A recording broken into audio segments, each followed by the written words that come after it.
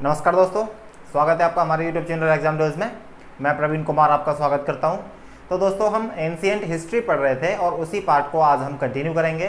तो जिसमें ancient history में हमने गुप्ता डायनेस्टी को शुरू किया था। तो गुप्ता डायनेस्टी के जितने भी रूलर्स थे उनको हम लास्ट वीडियोज़ में पढ़ चुके हैं। तो आप वो वीडियो वहाँ से देख सकते हो कि किस राजा के टाइम पर क्या क्या हुआ था। अब हम इसको फर्दर प्रोसीड करेंगे और देखेंगे कि गुप्ता डायनेस्टी में कुछ और चीज़ें, जैसे कि गुप्ता डायनेस्टी जो थी या फिर गुप्त काल जो था, गुप्त काल में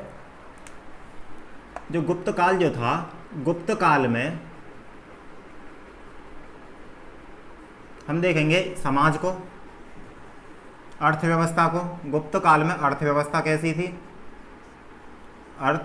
कैसी थी, मतलब इकोनॉमी, ठीक है। गुप्त काल में अर्थव्यवस्था कैसी थी। प्रशासन देखेंगे इसका हम, प्रशासन कैसे चलता था, मतलब एडमिनिस्ट्रेशन, ठीक है। इसके बाद सोसाइटी, मतलब समाज देखेंगे, गुप्तकालीन समाज कैसा था।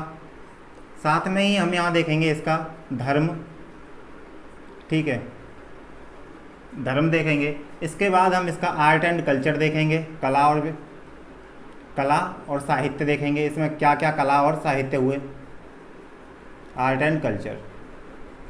तो इन सारी चीज़ों को हम बारी बारी से पढ़ेंगे कि गुप्त काल जो था उसमें अर्थव्यवस्था कैसे चलती थी, उसमें प्रशासन कैसे चलता था, गुप्तकालीन समाज या सोसाइटी कैसी थी, स्त्रियों की दशा थी तो वह कैसी थी, और साथ में हम उसका धर्म कि किस धर्म के बारे में लोग फॉलो करते थे या फिर किस धर्म को मानते थे। साथ में गुप्त काल में कला और साहित्य का क्या क्या विकास हुआ, ये सारी चीज़ें हम देखेंगे। जिसमें हम सबसे पहले शुरू कर देते हैं अर्थव्यवस्था की, ठीक है। तो मैं इकोनॉमी में बात करूं तो सबसे पहले आपको एक चीज़ पता होनी चाहिए कि कोई भी इकोनॉमी जो है वह 3 चीज़ों पर डिपेंड करती है, ठीक है। 3 चीज़ों पर डिपेंड करती है। सबसे फर्स्ट होता है प्रोडक्शन, ठीक है। प्रोडक्शन मतलब उत्पाद क्या हो रहा है, साथ में टैक्सेस कहाँ से आ रहे हैं, टैक्स, कर, तो ये सारी चीज़ें हैं। दूसरा इम्पोर्ट एक्सपोर्ट कितना है, इम्पोर्ट एक्सपोर्ट, ट्रेड क्या है। तो ये सारी चीज़ें जो हैं डिपेंड करती हैं क्या, अर्थव्यवस्था थी। तो इसमें हम सबसे पहले हम बात करेंगे इसमें 3 चीज़ें, जैसे कृषि, उत्पादन, आयात निर्यात,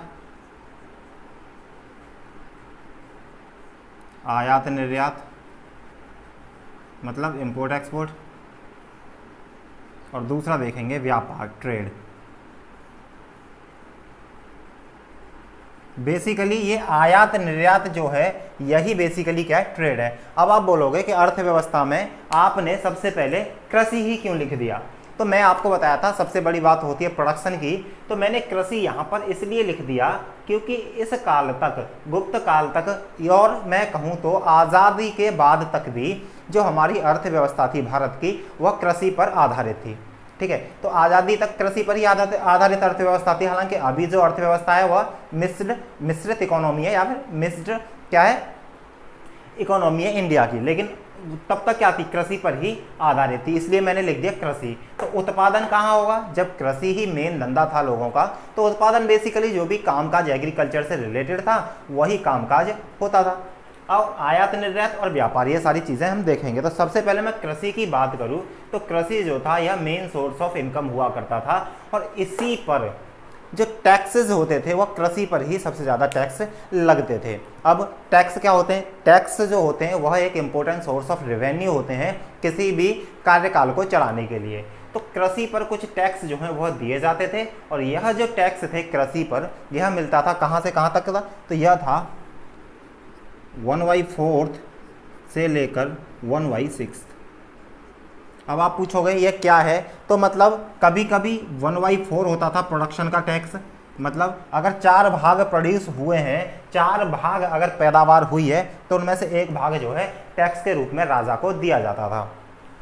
और कभी कभी यह होता था 1/6, ठीक है। तो अब ये दोनों चीज़ें अलग अलग क्यों हैं, तो बेसिकली जो था आम टाइम पर, मतलब नॉर्मल या पीसफुल टाइम पर, यह जो टैक्स होता था 1/6 भाग होता था, ठीक है, मतलब कम ही होता था।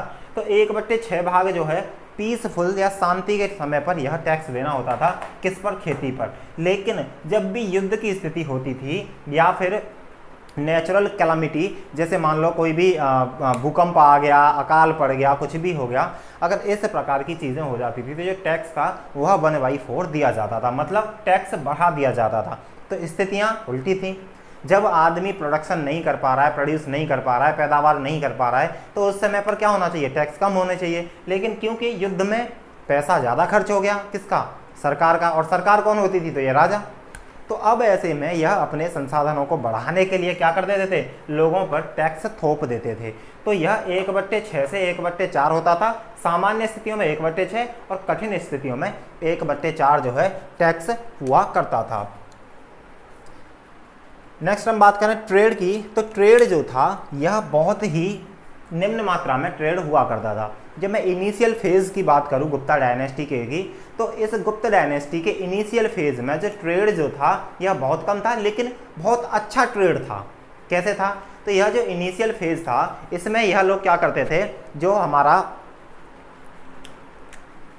गुप्ता डायनेस्टी का जो इनिशियल फेज़ था,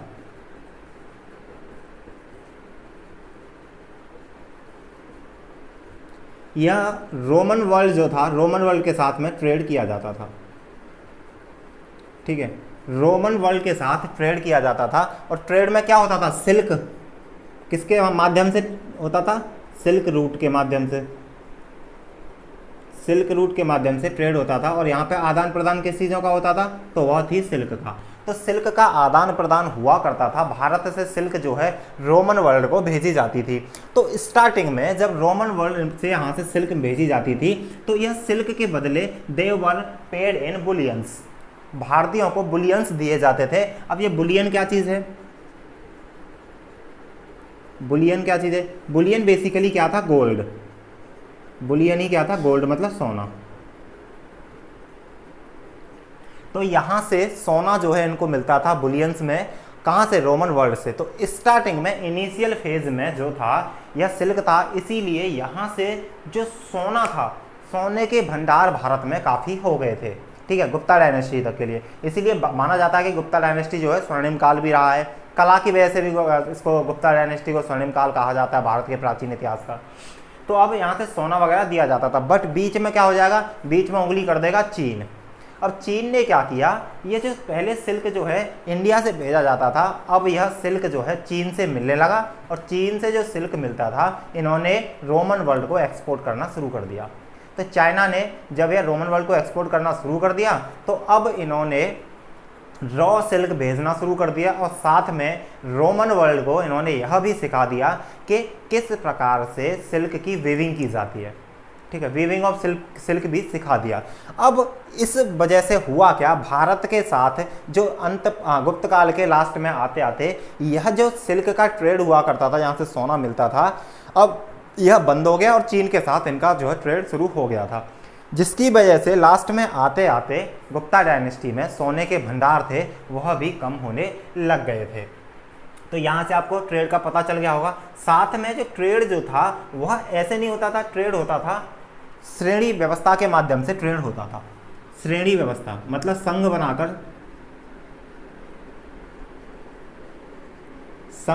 क्या किया जाता था, ट्रेड किया जाता था, मतलब ग्रुप बनाकर।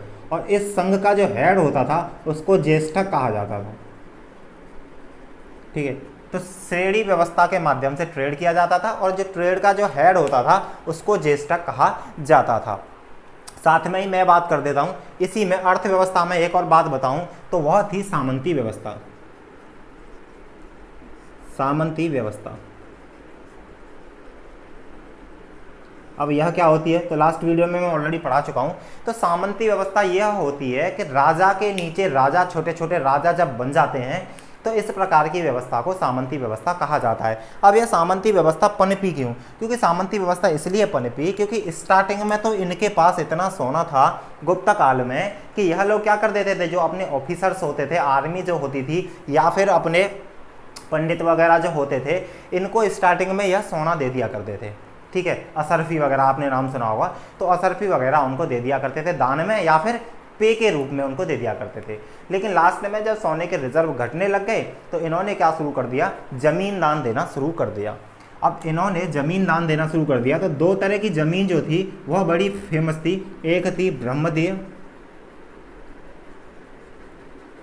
एक थी ब्रह्मदीय और दूसरी थी अग्रहरा।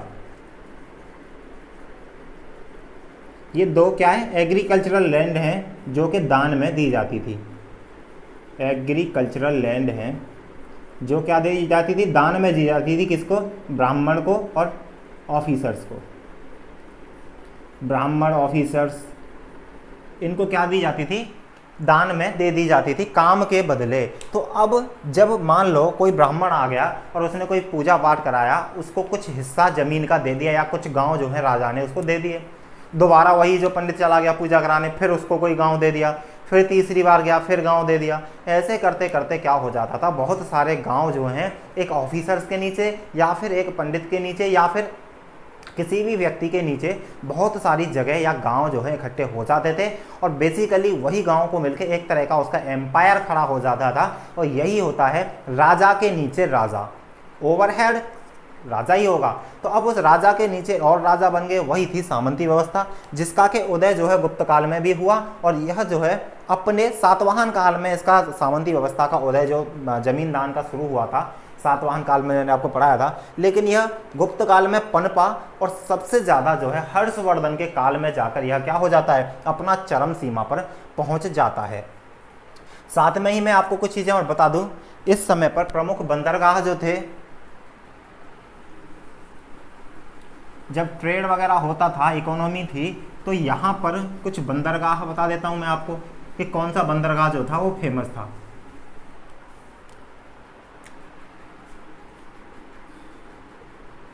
बंदरगाह या फिर पोर्ट, पोर्ट जो था गुप्ता डायनेस्टी के टाइम पर ताम्रलिप्ति था। ताम्रलिप्ति पोर्ट जो है वो फेमस था। साथ में व्यापारिक केंद्र, यहाँ से प्रश्न जो है पूछ लिए जाते हैं, इसलिए मैं आपको इनको सभी को नोट करा रहा हूँ। व्यापारिक केंद्र कौन सा था? उज्जैन जो था क्या था, व्यापारिक केंद्र था। ठीक है। सोने के सिक्के को क्या कहा जाता था? दीनार। सोने के सिक्के को दीनार कहा जाता था। चांदी के सिक्के को, चांदी के सिक्के को क्या कहा जाता था? रुपया का, रुपया का। तो चांदी के सिक्के को रुपया का कहा जाता था। और यह चांदी का सिक्का जो है चंद्रगुप्त प्रथम ने चलाया था। कब? जब उसने शकों को पराजित कर दिया था। तो सबसे पहले रुपया का जो है किसने चलाया था? चंद्रगुप्त प्रथम ने, जब उनको उसने शकों को पराजित कर दिया था। तो यह सारी चीजें जो थी इंपॉर्टेंट थी, किससे? इकोनॉमी से। नेक्स्ट अब हम इसके बात करेंगे एडमिनिस्ट्रेशन की। तो एडमिनिस्ट्रेशन या प्रशासन जो था गुप्ता काल में कैसे चलता था? ठीक है, एडमिनिस्ट्रेशन या फिर प्रशासन। तो प्रशासन के लिए इन्होंने क्या कर रखा था, दो तरह के राज्यों में या मतलब दो तरह से इनका प्रशासन चलता था। जो राज्य या फिर जो जिले या फिर जो जगह, कुछ तो थी डायरेक्ट कंट्रोल में, मतलब एक तो थी डायरेक्ट कंट्रोल में, किसके? गुप्ता रूलर्स के में। तो कुछ जगह जो थी, कुछ चीज़ें जो थी वो डायरेक्ट कंट्रोल में थी गुप्ता रूलर्स के में, और कुछ जो थी इनडायरेक्ट कंट्रोल में थी। ठीक है। तो इस तरह से अब आप सोचोगे कि कुछ डायरेक्ट कंट्रोल में कुछ इनडायरेक्ट कंट्रोल में, यह क्या मतलब हुआ? तो अभी मैंने आपको बताया था डायरेक्ट कंट्रोल तो मतलब वह हिस्सा जिस पर किसी का भी राज नहीं होता था, और इनडायरेक्ट कंट्रोल जैसे कुछ भाग जो है दान में दे दिया जाता था। तो तब क्या थे, छोटे छोटे राज्य या छोटे छोटे गांव जो है एक राजा के नीचे और हो जाते थे, वह इनके इनडायरेक्ट कंट्रोल में होते थे, लेकिन फाइनल कंट्रोलिंग अथॉरिटी तो यही होते थे। तो ये होगी चीज़ें डायरेक्ट कंट्रोल और इनडायरेक्ट कंट्रोल। तो डायरेक्ट इनडायरेक्ट कंट्रोल में कौन से हिस्से थे? तो ये सामंती व्यवस्था वाले, सामंती व्यवस्था से जो राज्य पनपे थे या जो चीज़ें पनपी थी वह थी इनडायरेक्ट कंट्रोल में। अब इसको और अपने प्रशासन को आसानी से चलाने के लिए इन्होंने अपने डोमिनियंस को या फिर अपने डोम्स को, तो दो तरह के डोमिनियंस हो गए गुप्ता डायनेस्टी में, दो तरह के डोमिनियंस हो गए, एक जो डायरेक्ट कंट्रोल में थे, एक इनडायरेक्ट कंट्रोल में थे। फर्दर यह जो डोमिनियंस थे, फर्दर ये डोमिनियंस जो थे इनको डिवाइड कर रखा था छोटे छोटे प्रांतों में, जिलों में, जिसकी वजह से कि प्रशासन जो है इजीली चलाया जा सके। तो अब यह किस तरह से विभाजित थे डोमिनियंस? तो सबसे पहले इनमें होता था क्या? भुक्ति, भुक्ति। ठीक है, यह क्या होते थे, भुक्ति को ही क्या बोलते हैं, प्रांत, ठीक है, प्रांत या प्रोविंसेस। जो राज्य था वो किस तरह से बटा हुआ था, राज्य का बंटवारा मैं आपको बता रहा हूँ गुप्ता डायनेस्टी में। तो भुक्ति होती थी, भुक्ति के नीचे होते थे विषय, और विषय के नीचे होते थे ग्राम, ठीक है, इस तरह से बटा हुआ था। जो भुक्ति था या फिर जो प्रांत जो थे, इनका जो हेड होता था उसको भुक्तिपति कहा जाता था, भुक्तिपति या फिर उपरिक, यह इसके नाम होते थे। कौन थे ये हेड थे, किसके, प्रांत के। अब प्रांत भी आपस में बटे हुए थे, टूटे हुए थे विषय में, और विषय क्या था, बेसिकली जिला, जिला या फिर डिस्ट्रिक्ट। तो विषय का हेड जो होता था वह विषयपति होता था, वो विषयपति होता था। और ग्राम जो है, जिले जो थे ग्रामों में बटे हुए थे, इसका जो हेड होता था वो ग्रामिक कहलाता था या फिर ग्रामपति। तो इसमें कोई बड़ी बात नहीं है, समझने वाला इतना ही है। जिस तरह से हम देखते हैं, जैसे भारत है, भारत को उस पर इजीली कंट्रोल करने के लिए वह अलग अलग स्टेट में बांट दिया है। स्टेट फर्दर डिवाइडेड होते हैं डिस्ट्रिक्ट्स में, डिस्ट्रिक्ट तहसील में होते हैं, तहसील जो है गाँव में होती हैं। तो इस तरह से ही इनका विभाजन था प्रशासन का, इसी तरह से इनका जो है प्रशासन वह चलाया जाता था। साथ में प्रशासन चलाने के लिए मैं आपको बता दूं, जिस तरह से मिनिस्टर्स होते हैं, तो मिनिस्टर्स को क्या बोला जाता था उस टाइम पे, महामात्र।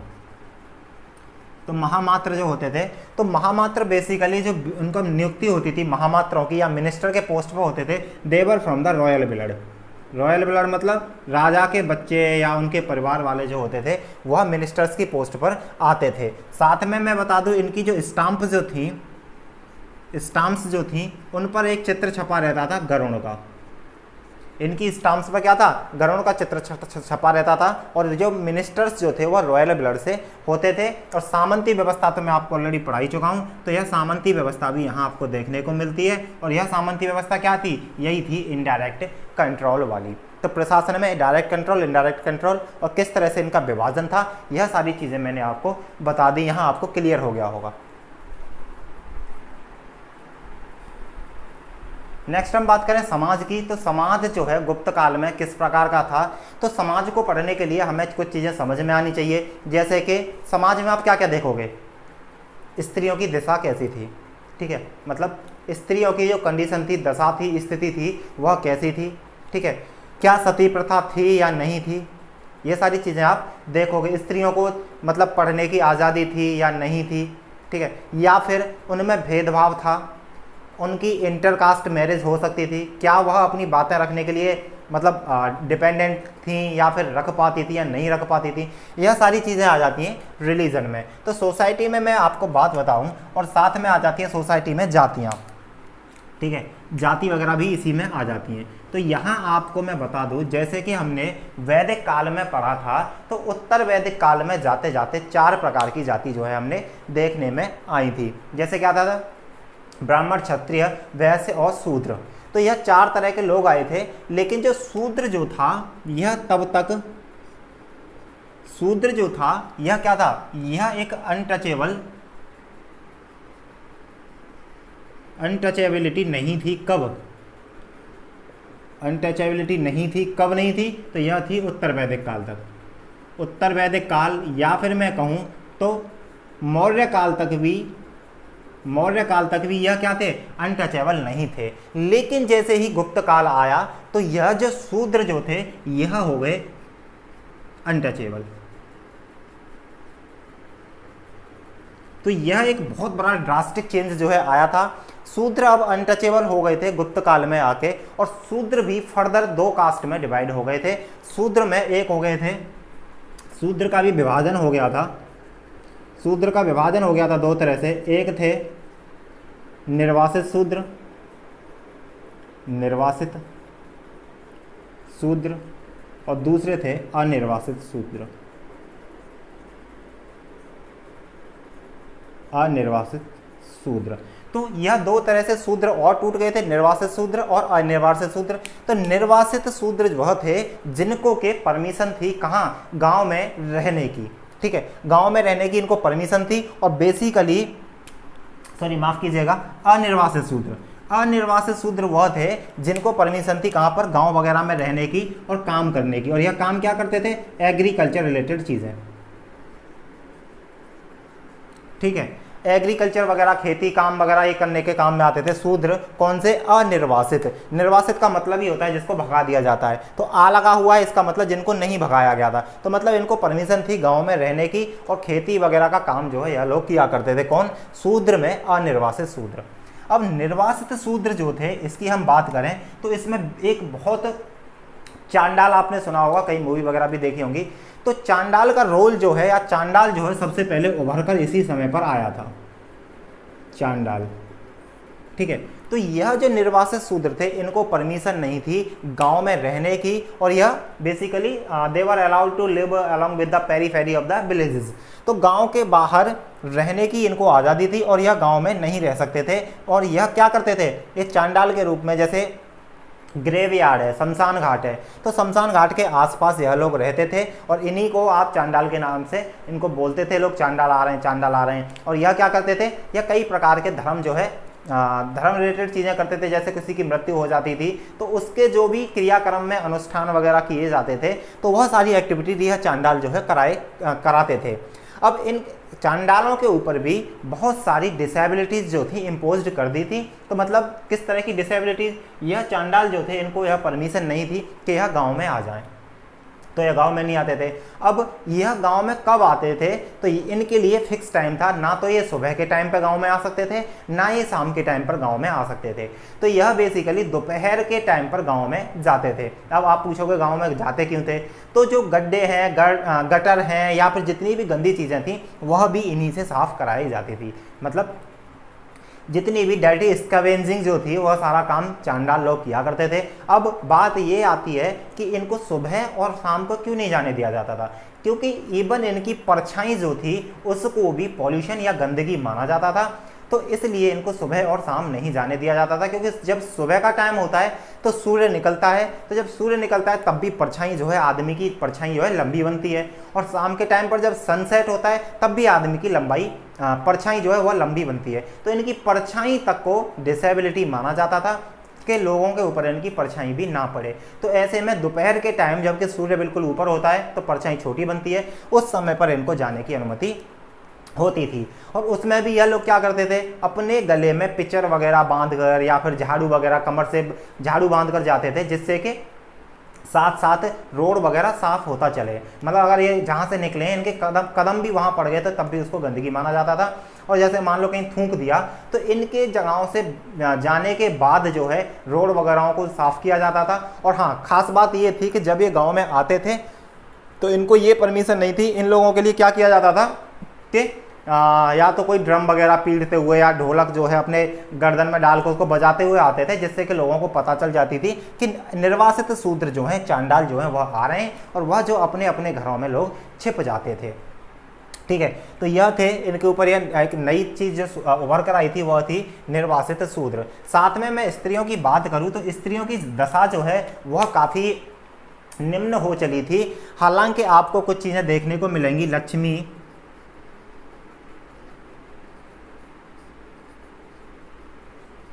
आपने 3 देवियों का जैसे ब्रह्मा विष्णु महेश जो होते हैं उनकी फोटो देखी थी, कहाँ पर? सिक्कों पे, या फिर वह उनका जो है एक लक्ष्मी पार्वती, इस प्रकार से इनके सरस्वती, लक्ष्मी पार्वती और सरस्वती, यह 3 देवी जो थी, 3 देवियों की फोटो आपको कई बार सिक्कों पर देखने को मिलेगी। तो हालांकि देवियों की फोटो जो है सिक्कों पर थी तो इससे पता लगाया जा सकता है कि हालात फिर भी ठीक थे। और साथ में मैंने आपको यह भी बताया था कि राजा कुमार देवी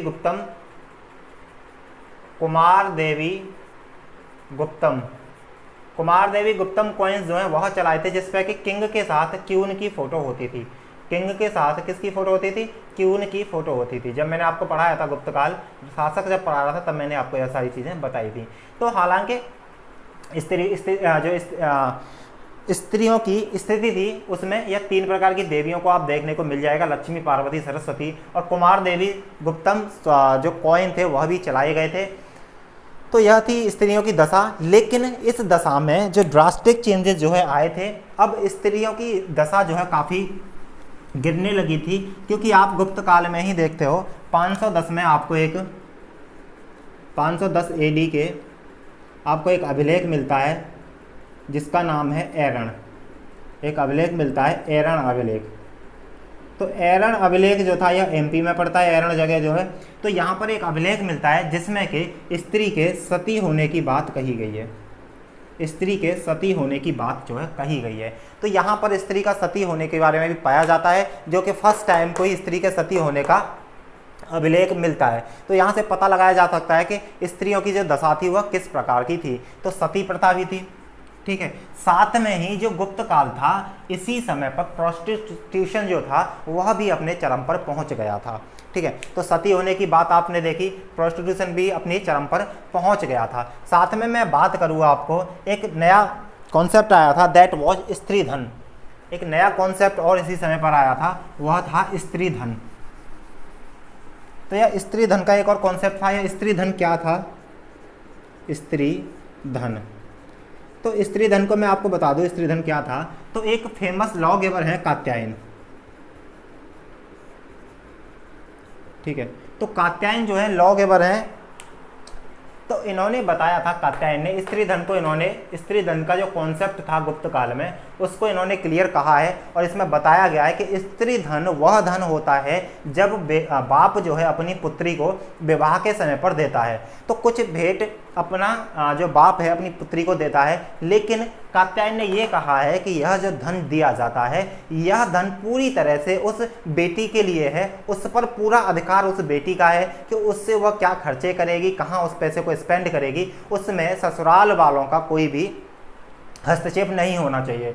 तो यह था स्त्री धन। स्त्री धन को हम डॉरी दहेज से नहीं मान सकते, क्योंकि दहेज जो है वह अलग चीज़ हो जाती है। स्त्री धन अपनी लड़की के लिए बाप कुछ धन देता था जिससे कि वह अपनी ज़रूरतों को क्या है पूरा कर सके।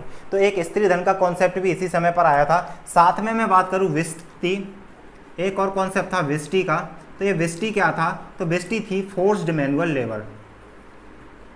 विष्टि जो थी यह थी फोर्स्ड मैनुअल लेबर। मतलब यह फोर्स्ड मैनुअल लेबर यह थी कि जब कोई भी टैक्सेस या फिर टैक्स वगैरह होते थे, उनको जो लोग नहीं दे पाते थे उनको बेसिकली बधुआ मजदूर बना दिया जाता था। और वही बधुआ मजदूर का नाम गुप्त काल में आपको विष्टि के रूप में देखने को मिलेगा। तो उनसे बधुआ मजदूरी कराई जाती थी जब टैक्सेस नहीं देते थे। लेकिन यह विष्टि जो था वह जो फ्यूडल एरिया थे ना गुप्त डायनेस्टी में, मतलब जहाँ पर डायरेक्ट कंट्रोल नहीं था, वहाँ आपको देखने को मिलेगा। हालांकि जहाँ राजधानी थी, राजधानी में विष्टि आपको देखने को नहीं मिलेगी। मतलब राजधानी मतलब इलाहाबाद, मतलब प्रयाग, इलाहाबाद वाले इलाके में आपको नहीं मिलेगी यह विष्टि देखने को। साथ में उज्जैन, दो राजधानी थी ना इनकी। तो इस इलाके को छोड़कर बाकी जगह विष्टि का कॉन्सेप्ट भी आपको देखने को मिलेगा। और बात करूं समाज में, तो समाज में कुछ और जातियों का भी उदय हुआ था, जैसे कायस्थ। एक और जाति का उदय होता है कायस्थ। और जो कायस्थ जो थे बेसिकली इनका काम जो होता था वह होता था पढ़ने का और पढ़ाने का, पठन पाठन का कार्य जो है यह लोग किया करते थे, पठन पाठन का। तो यह थी समाज। अब वीडियो काफ़ी लंबा हो रहा है, इसलिए धर्म को और कला और साहित्य को हम नेक्स्ट वीडियो में पढ़ेंगे। Thank you for watching.